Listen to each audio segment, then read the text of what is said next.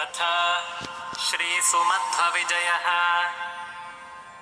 प्रथमः सर्गः।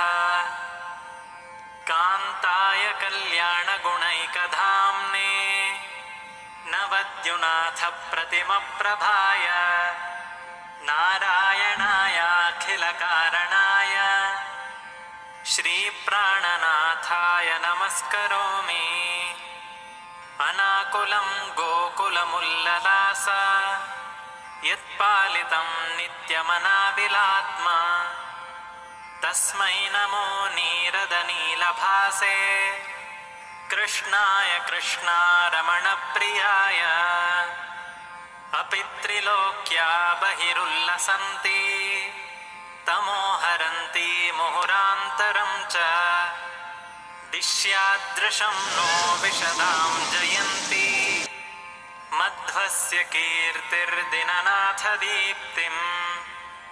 तमोनुदानन्दमवापलोकः तत्त्वप्रदीपाकृतिगो गणेन यदास्य शीतांशुभुवा गुरूस्तान् त्रिविक्रमार्यान् प्रणमामि वर्यान्।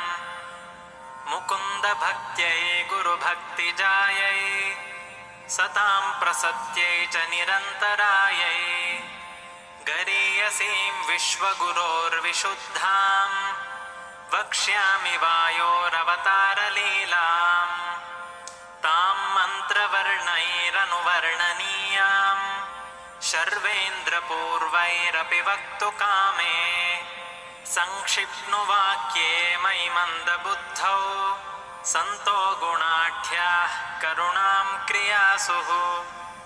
उच्चावचायेन समस्तचेष्टाः किं तत्र चित्रं चरितं निवेद्यम्। किन्तूत्तमश्लोकशिखामणीनां मनोविशुद्ध्यै चरितानुवादः मालाकृतस्तच्चरिताख्यरत्नैः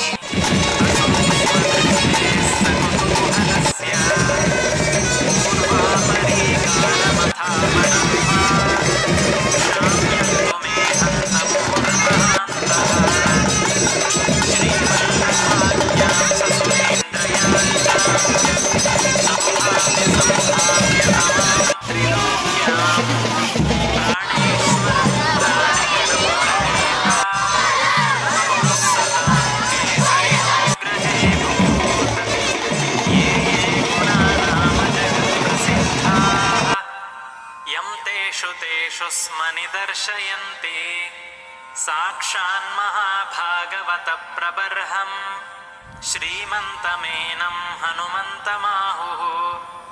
कर्माणि कुर्वन् परमाद्भुतानि सभासु दैवेषु सभाजितानि।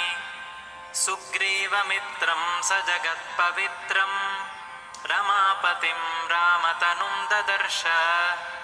पादारविन्दप्रणतो हरीन्द्रः तदा